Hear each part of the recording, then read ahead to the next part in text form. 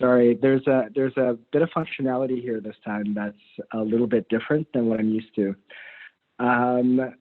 So maybe I'll just start this off and dive us into this by talking a little bit about Parker as we kick this off. So I think a lot of people on this call know Parker already or have read Parker's work. And then there are many people dialing in from different parts of the world where this is the first time that they're getting a chance to be exposed to Parker's work. So Parker has a very long and distinguished background. Part of that is a doctorate, which he pursued at Berkeley, and then basically walked away from that to become a community organizer. And that's been what he's been committed to for much of his life, and which took different forms, including the founding of the Center for Courage and Renewal.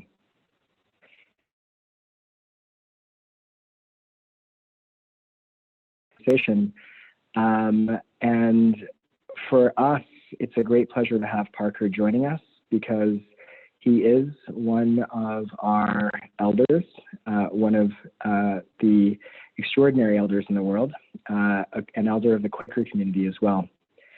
So that's a bit about him. I think for me, one of the things that I find most touching about Parker is the presence.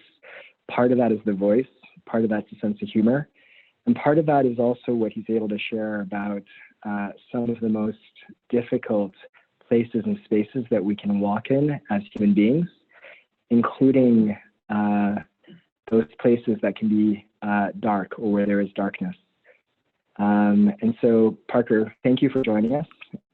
And maybe we could start you off, as many of us are in a context where we're experiencing difficult feelings or a mix of feelings that are new for many of us or new for all of us. Maybe we could ask you about your thoughts in this moment in time. Right. Well, thank you, Aaron. And can you hear me okay? The sound is picking up a bit on my end. How am I on your end? You're coming through well. Thank you for asking, Parker. Good. Well, again, I'm just very grateful to be with this community of activists who are so deeply engaged with what's going on in our world right now. I live in Madison, Wisconsin, and I'm in a relatively safe part of that world. My wife and I have been sheltering in space in our home for almost a month, partly because I'm 81 and I have underlying conditions that put me at high risk. And that's a topic I'd like to return to later, which has to do with an opportunity really presented by this crisis for people like me to identify with folks who live their whole lives at high risk, not because of coronavirus, but because of all kinds of social factors, race, religion, nationality, structural poverty, et cetera, et cetera. And I name those things because I know those are the contexts in which you are deeply immersed. I'll just say briefly about myself, given Aaron's cues, that I thought I was going to be pursuing an academic career when I was in my 20s. I got a PhD at the University of Berkeley in the 1960s. And that, of course, was a time of, for a lot of people, including me. By 1969, when I got my degree, I looked around me, had around for several years, and saw that a variety of social crises were coming to a head. Vietnam was raging. My heroes had been assassinated, and the cities were burning. And so I walked away from academia to become a community organizer in Washington, D.C., working on issues of racial justice and equity. From there, after 5 years, I went to what I thought was a sabbatical at an intentional Quaker Philadelphia, where I ended up spending 11 years. It was a very long sabbatical. I moved in there with my family and became Dean of Studies at this adult study center. And while there's a lot to say about my Pendle Hill experience, I want to just say this, that there I was immersed in Quaker faith and practice and the historic traditions of nonviolence that have flowed from it. And so it was a new kind of education for me that wasn't so much about the externals of social change, but about the inner life of people engaged in social change, because you really can't do nonviolence without some serious inward searching and a kind of continual awareness of your own inner dynamics. Lots to say from that point onward, but I'll conclude with just a couple of remarks. As Erin said, in the early 90s, I founded the Center for Courage and Renewal, whose job in the world is to create safe spaces for the soul. And if the word soul doesn't work for you, that's just fine, because it's one of those words that points towards something which has no name. It's called different things in different traditions. In secular humanism, it's called identity and integrity. Thomas Merton called it true self out of the Catholic mystical tradition, et cetera, et cetera. Closest I've ever been able to come is the being and human being, to identify it a little more precisely.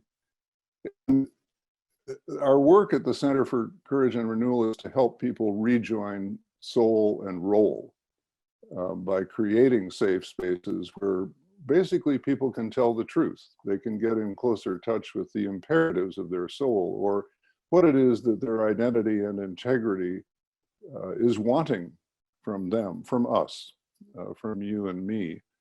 And I'd be glad later to talk about that the processes we use, the circles of trust in which we gather to help that happen.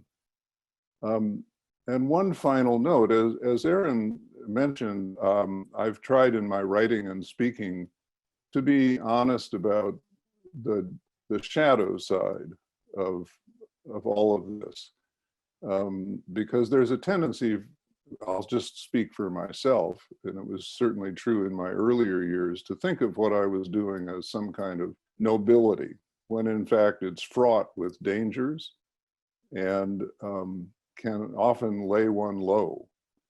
And I would be very surprised if there aren't people in the 250 plus folks who are gathered on this call who aren't feeling laid low right now.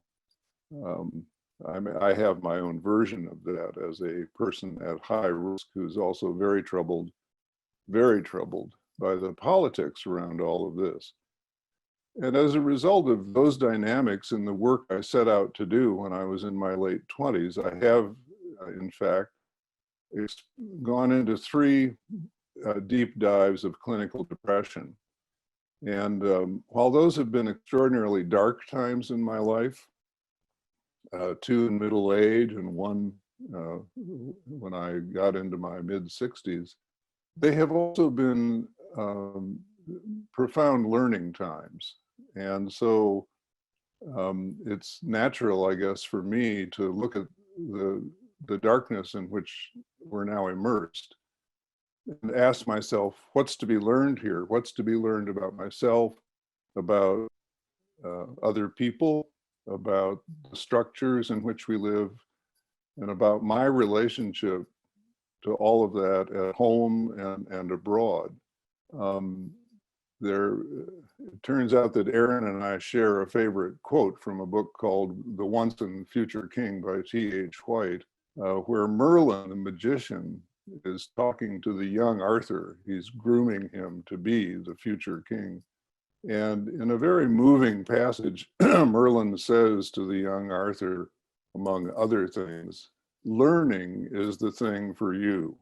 You know, you may find your world devastated by evil lunatics, he says. You may find your dearest love lost and gone. whatever it may be, learning is the thing for you. I think he says, learn how the world wags and what wags it. And first time I ran across that, I took great inspiration from it.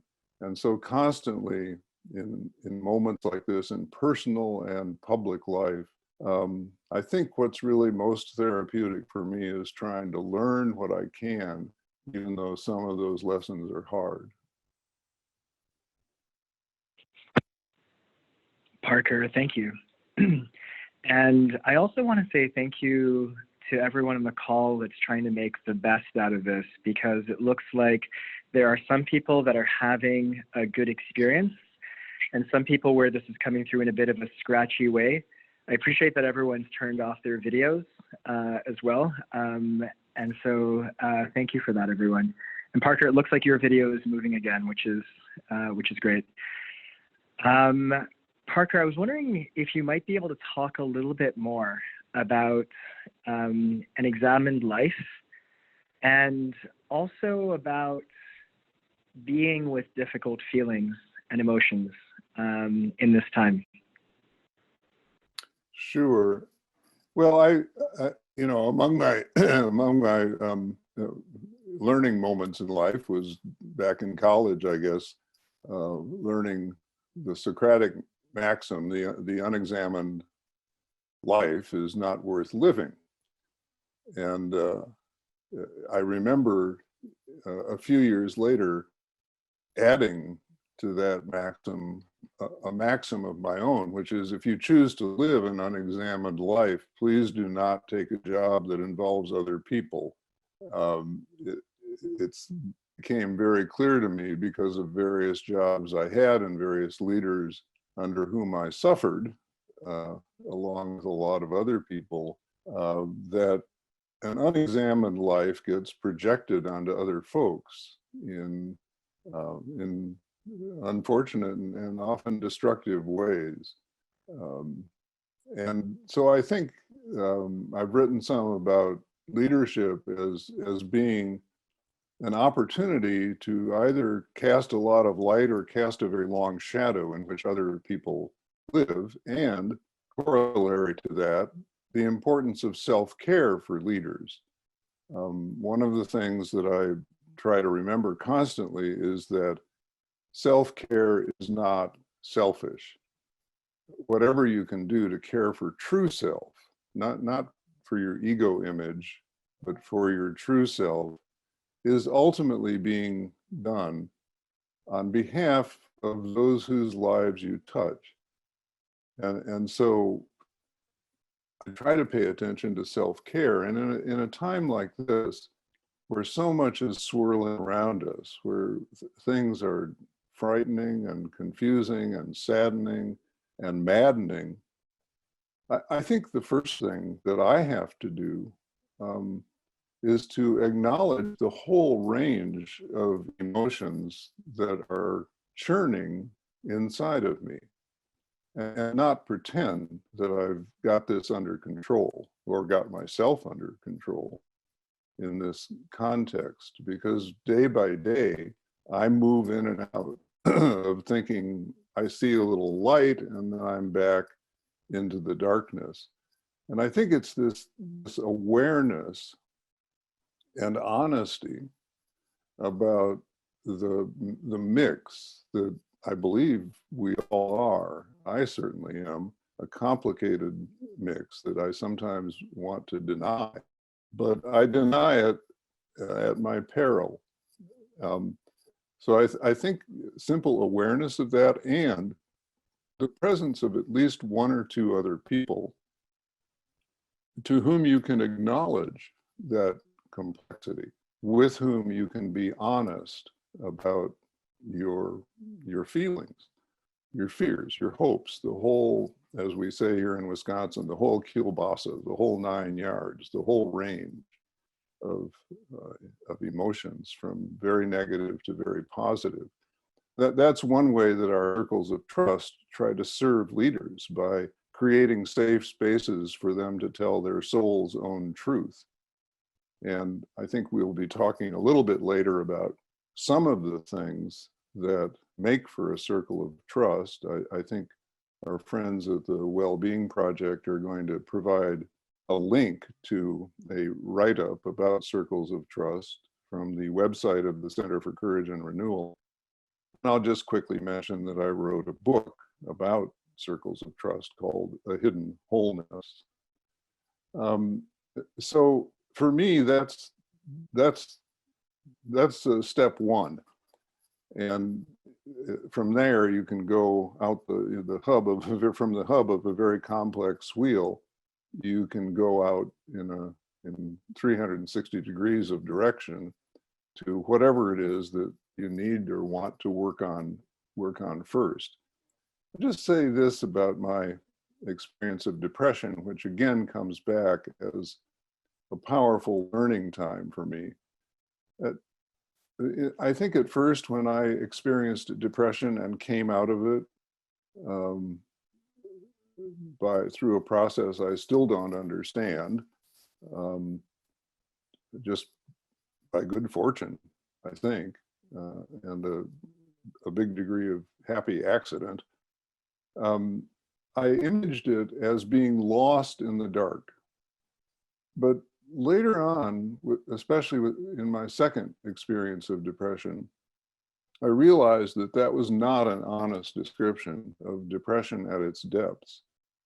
It was more like becoming the dark, so that you and the darkness are fused. You are one. You are the darkness is you.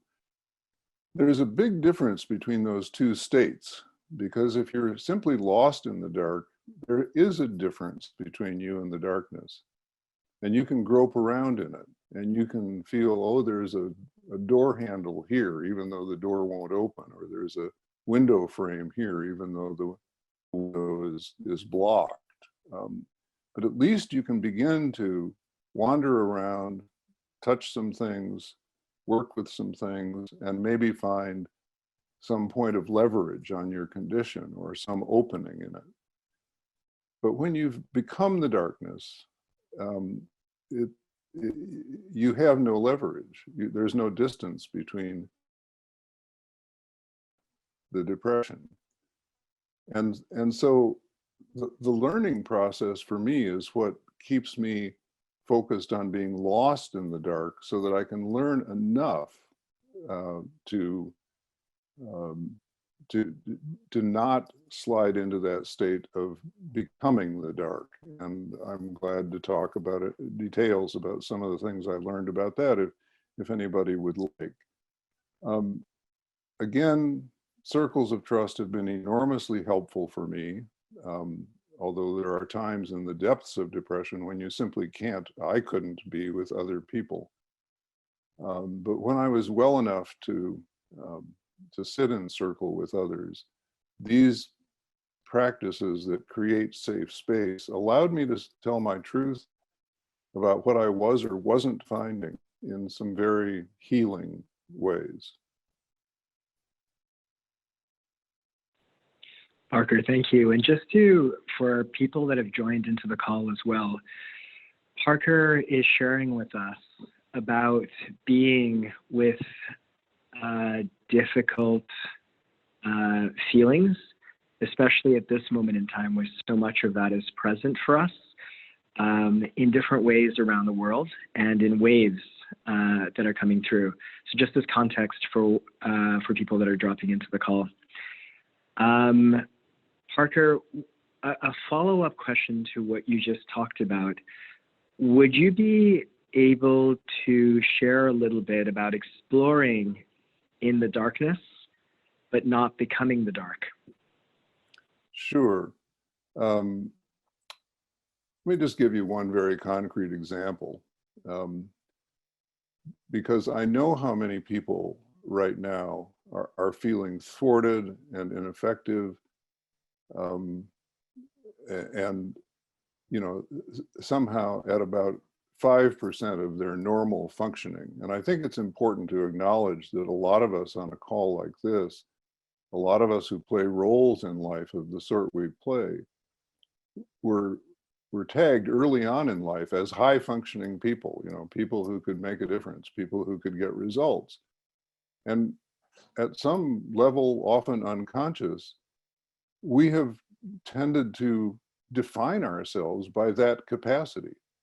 And so when we go from 100% or 90 or 80% effectiveness down to 5 or less, as happens in a crisis like this, which affects every aspect of our lives,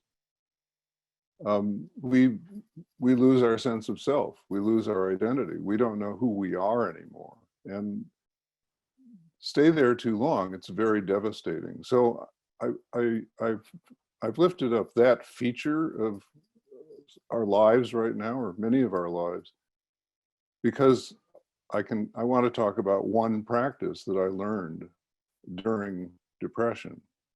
And then I want to say a word about the standard that we call effectiveness, Aaron, if you'll help me remember. Because one thing about being 81 is you just forget stuff, I'm there. So in my depression, I learned a very simple practice. And that was the practice of keeping a daily journal that didn't look anything like journals I had kept before, which were full of paragraphs and pages and mini essays about this or that topic that I was struggling with or thinking about. In depression, you can't write a paragraph or a page. But what I could do was to keep a journal of daily small events that I needed to be alert to and that I needed to note, because by that afternoon or the next day I would have forgotten them. For example, I have a journal where on a given day it starts, I got up at 10 o'clock this morning instead of 11:30, which is when I got up yesterday. I know that because I can see yesterday's page in this journal right in front of me. I got up at 10:30 this morning. I got dressed at 2.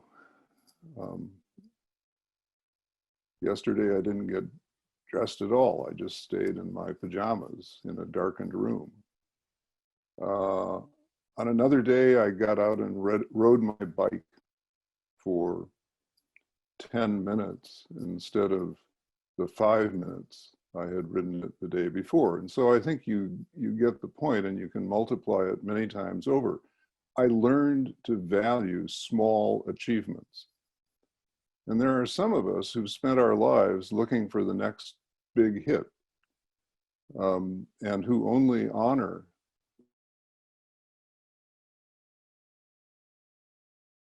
times when you have to treasure the small achievements. And I want to recommend that kind of practice highly. That, Aaron, in direct response to your question, a practice of that sort helped me be lost in the dark rather than becoming the dark. Because to become the dark is to lose your sense of self. And one of the ways you lose your sense of self, you let yourself be annihilated, is that you no longer have the markers that you've lived your whole life by to say, I am a self, I am someone, I am doing something that's worth doing. When you're there, it's worth getting up an hour early or riding your bike 5 minutes more when you're in that dark place. And it helps get you helps you get leverage on the darkness. The one more thing about this effectiveness issue that I mentioned a moment ago. I'm in Madison, Wisconsin. I'm in middle America. I'm in the midst of American culture as it applies to a white, straight, well-educated male person like me. That's the perspective from which I speak. That's the skin in which I've lived my life. And I'm very well aware of the limitations of that and then my need to reach out. So I speak only for myself here, but I live in a culture which emphasizes the absolute centrality of effectiveness. And effectiveness in this quarter or this week or this day, constantly measured in whatever work I've done by how effective is this work? How many copies has that book sold? How much mission, how is the Center for Courage and Renewal doing in terms of measuring up to its mission standards? And I'm not going to, I don't want to dismiss effectiveness. We all want to be effective with our work. But there are times like this when something comes very clear that I think should be clear to us all the time. None of us is going to die. None of us who has devoted his or her life to love, truth, and justice and similar goals is going to die being able to say, I'm sure glad I devoted my life to that, because now everyone in the world can check it off their to-do list. There are goals that cannot be accomplished, not only in your lifetime or my lifetime, but in anybody's lifetime. There are goals that are forever receding into the future. And yet they are the most important goals to give ourselves to. And so the question becomes, how do we stay on that path? How do we sustain ourselves in pursuing those goals when we can't possibly measure up to the demand of producing a first quarter, second quarter, third quarter, fourth quarter result that blows people away? And my answer to that is, we need a higher standard. Without throwing out effectiveness, we need a higher standard, and my name for it is faithfulness.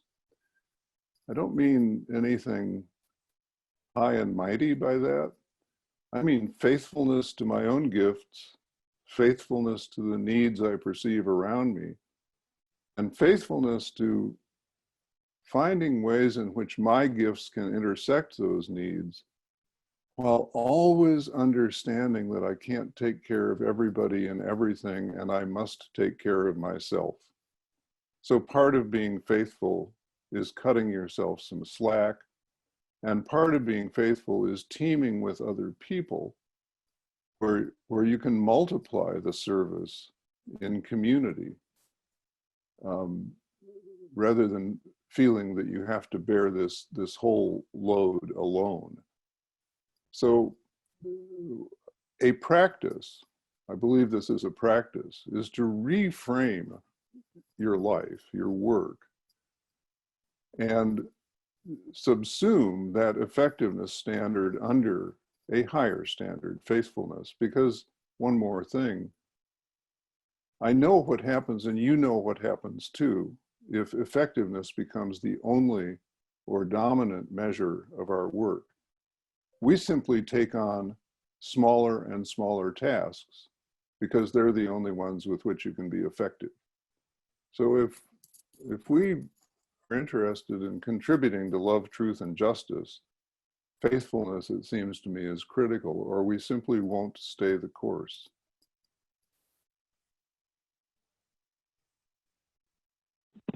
Thank you, Parker. Just for everyone to know, we're collecting questions for Parker in the chat. There are two wonderful members of our team, Alice and Jimena, that are collecting these questions, and will be translating these to Parker through this call. Parker, I'm going to use the next question as a bridge to talking about circles of trust. And so the bridge question taking us there is about, how do we reach out to others for help when we are in those dark places as well? Sometimes for those of us in this community who are so oriented to giving, it can be hard to ask for help and to receive.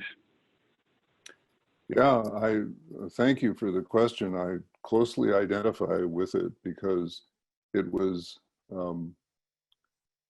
it took me a long time to overcome my image as the helper rather than the helped. And so I know some of that struggle inwardly. And I also think that I have to be honest about myself, is that there was a big element of pride involved in that. I don't need help. And yet suddenly I find myself in a situation where I desperately need help. In depression, it became for me a life and death issue.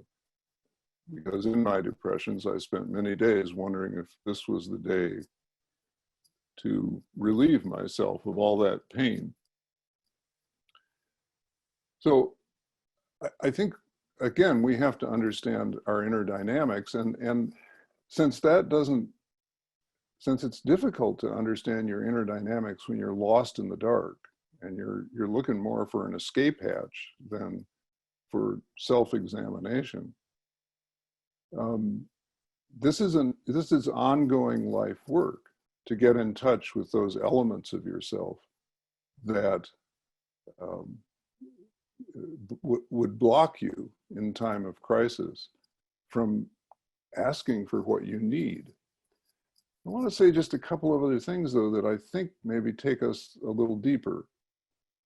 One is that when it comes to the things of the inner life, which I know many of you are trying to offer the folks you work with, as well as the external goods and services they don't have. But when it comes to offering the gifts of the inner life, and that includes compassion and love and affirmation and blessing, whatever the words you use may be, with gifts of that sort, you cannot give them if you can't receive them. That was a hard thing for me to start to understand, but I think it was finally what took me into asking for help with inner dynamics that I didn't understand and that were really death dealing for me. And I started to understand in that critical moment that if I wanted to do life-giving things for other people, I had to be willing and able to receive life-giving stuff for myself. You can't give what you don't have, and you can't give what you're unwilling to receive. Why should anybody trust me to give love or affirmation if they perceive that I can't receive it for myself? Why would they trust me to give them anything of humble value if they perceive me as someone whose self-image is of the guy on the white horse who rides in to rescue the downcast? I have to be of the people, and that means being of humanity. And I have to acknowledge that I share this human condition. And then one more thing, which is really a huge subject, and I won't go into it at length, but those of us who offer help to people in crises like depression, I think we have to understand that the most significant help we can give is simply unafraid presence. There aren't any words that would have brought me out of depression. There aren't any magic tricks. There aren't any therapeutic techniques. But there were one or two people who weren't afraid of me. They weren't approaching me as if depression were contagious. And here again is a concrete story about what one of those people did. This man, about 10 years older than I, after asking my permission, came to my house every afternoon about 4 o'clock, quietly, silently almost, sat me down in an easy chair in my living room, took off my shoes and socks, and massaged my feet for about half an hour. He rarely said a word. He was another Quaker, and there are silent Quakers.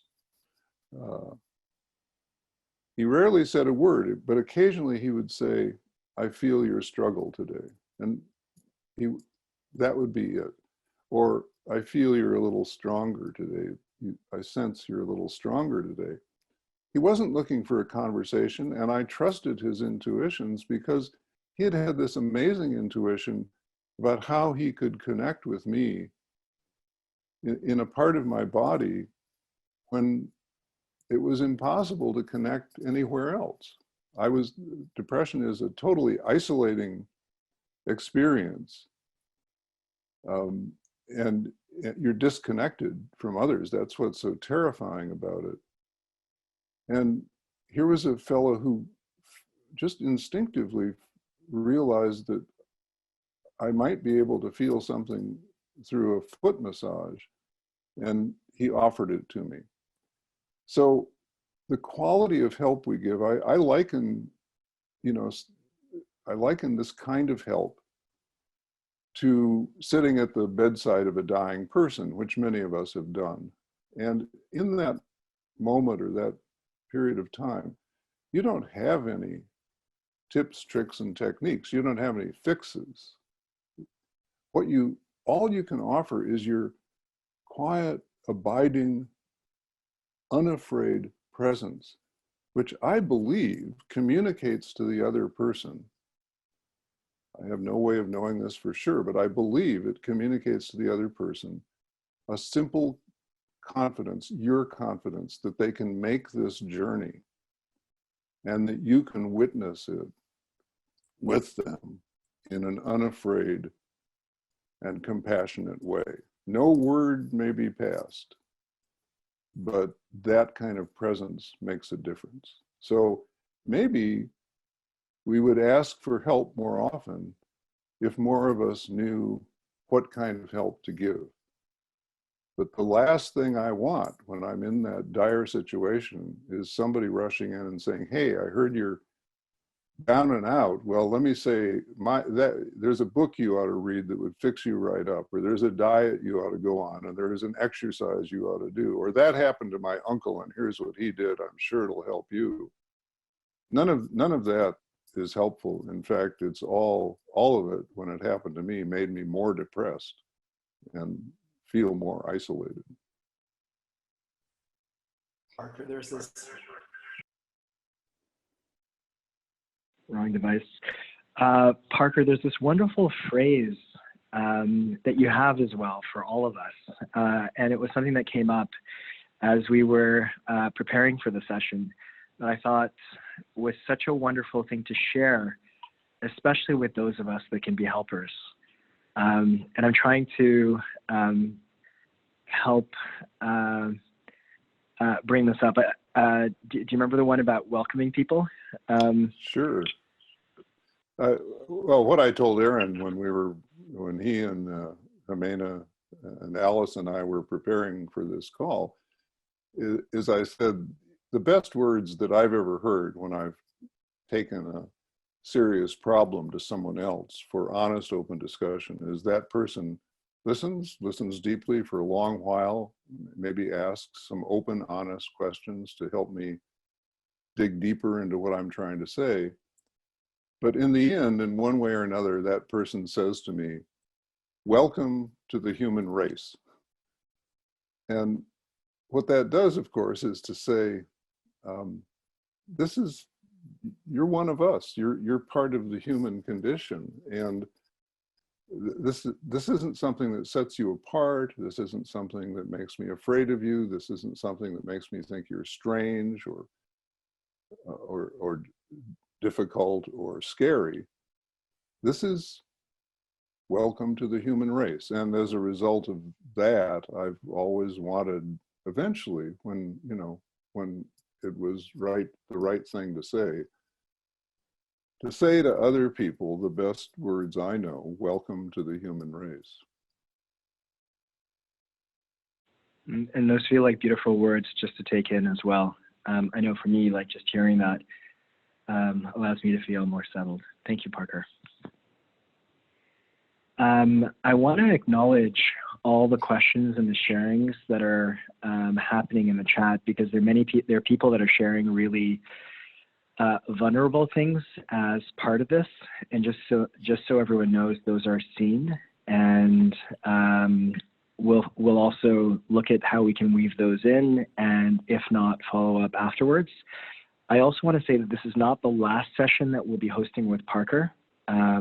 We have a treat that's planned for a few weeks from now, which will be Parker and Sharon Salzberg together, actually doing a session as a combination. So there'll be more space and time for us to explore with both of these wonderful elders.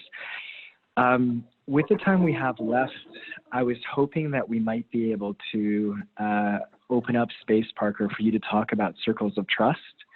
And maybe I'll just share from a personal perspective.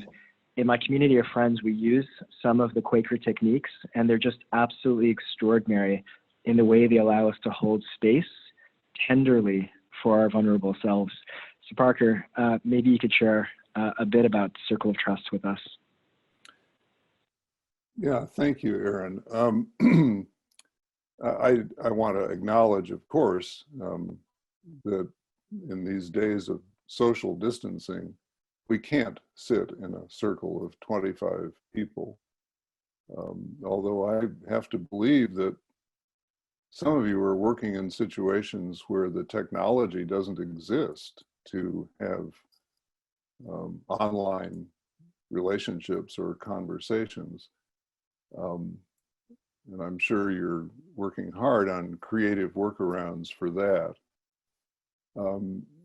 But for those of us who do have the technology, I'll just say that you can do this on Zoom or other communication platforms, this Circle of Trust stuff, some of it anyway, until we're able to get together again. So before the pandemic, and I think from here on out it will be before the pandemic and after the pandemic, and there may be some good that comes out of that. I certainly hope so, and if it does, it will be folks like those on this call helping to create it. But before the pandemic, our model involves gathering about 25 people in the helping professions or the serving professions, teachers and healthcare workers and nonprofit leaders, for example. About 25 people in a circle in a room with a facilitator. The model of retreat that we like to offer when it's possible is a long-term experience for those same 25 people, quarterly retreats across a 2-year period, each of those retreats being 2.5 or 3 days each. So it's a lot of exposure for those 25 folk. And the facilitator is there to guide us with some ground rules, really to hold the boundaries of what creates a circle of trust. And as I talk about this, I can't mention everything that we do, but again, a book called A Hidden Wholeness that I wrote details a lot of what a circle of trust is all about. But one of the basic ground rules with which we begin, and I'm thinking now about you imagining doing this with even just a few colleagues, is a ground rule that says, whatever gets mentioned in here, whatever problem gets brought up, whatever question gets posed, whatever struggle someone shares, there shall be no fixing, no saving, no advising, and no correcting each other.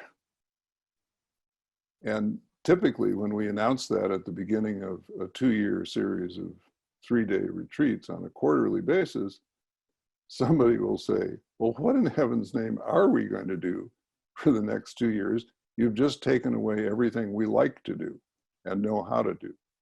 And it's true. And that's why we've taken it away. Because our default method of being with each other is to hear a problem and to say, I know how to fix that or save you or correct you or advise you. And when we do that, we stop listening to the other person, and that person's most important stops listening to themselves. A circle of trust is designed to help people listen more deeply to themselves. to get down to what Quakers call the inner teacher. And again, that has a variety of names and a variety of traditions. I think ultimately the inner teacher is what Socrates was referring to when he said, the unexamined life is not worth living. And these negative ground rules, thou shalt not fix, save, advise, or correct each other, actually clear the decks of a lot of things that are off-putting to the soul and to us.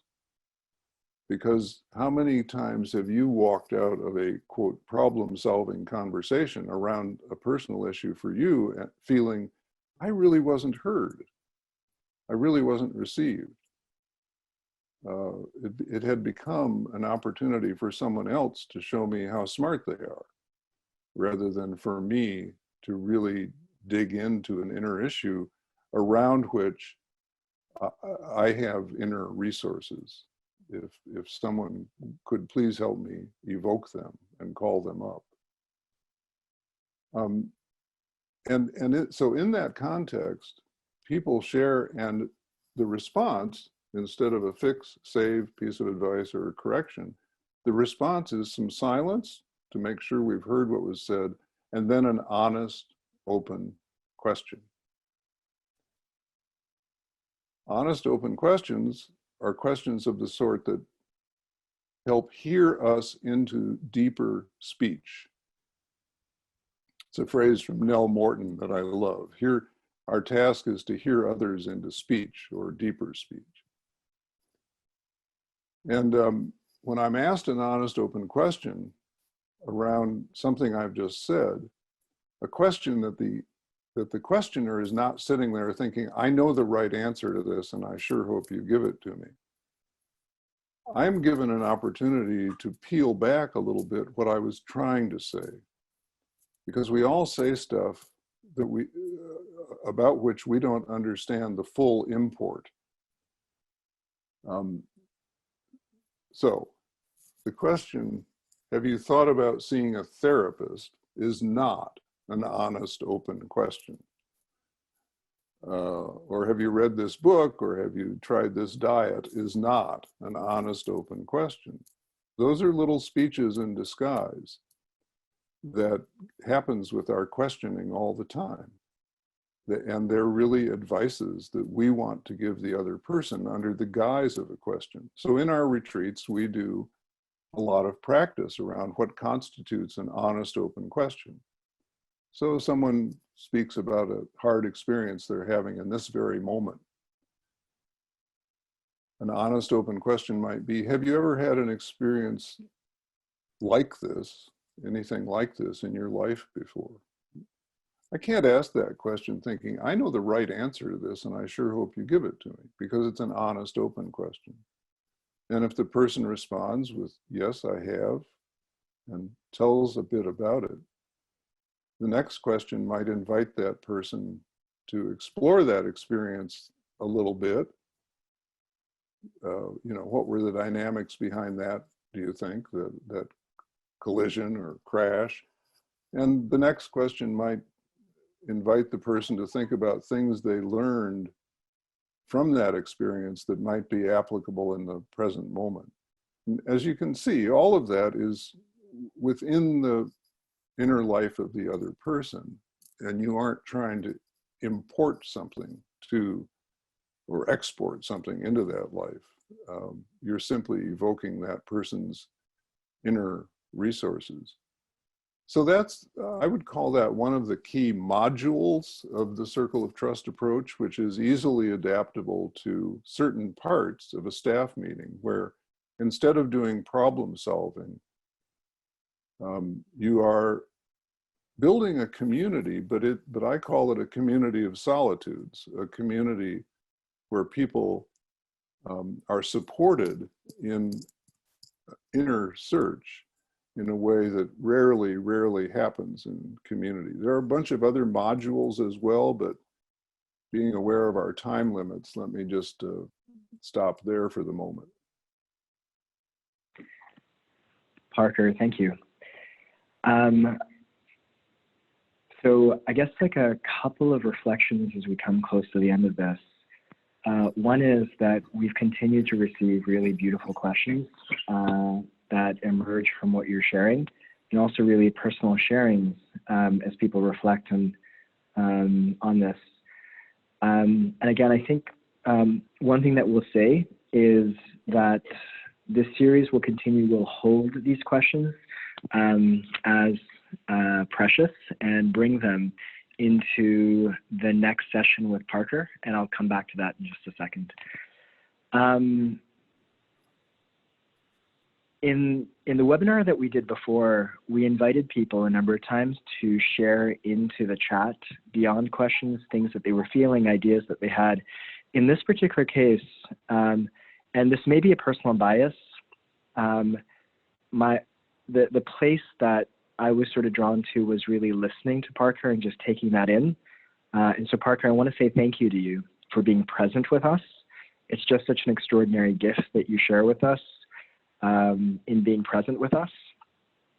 And then in terms of the circle of trust, we'll share a link into the chat from the Center for Courage and Renewal that will help people put this together as well for themselves, and so they can experiment with it. And it really is a beautiful way to hold ourselves with tenderness and care and with the kind of safety we need for our very precious and vulnerable selves. And so just to take us to closing, and for a last piece that we can sit with for maybe a minute or two, Parker, I'm wondering if you might be able to, one more time, welcome us into the human race and allow us to sit with that reflection for a tiny moment, and then we'll close. Well, I'd be glad to do that, Aaron. Let me just say a couple quick closing things first. Thank you so much for this opportunity. It really is an honor to be with people who are doing such important work in the world, and I know that everybody on this call fits that description. So thank you for this. It's energizing and encouraging and empowering for me. And I also want to say that if somebody wanted to put together some kind of compilation of some of the key questions and comments that have come in, or some kind of weaving of that into a document that would serve as a springboard for a next session, I'd be glad to do that session. I've, as you know, I've been following the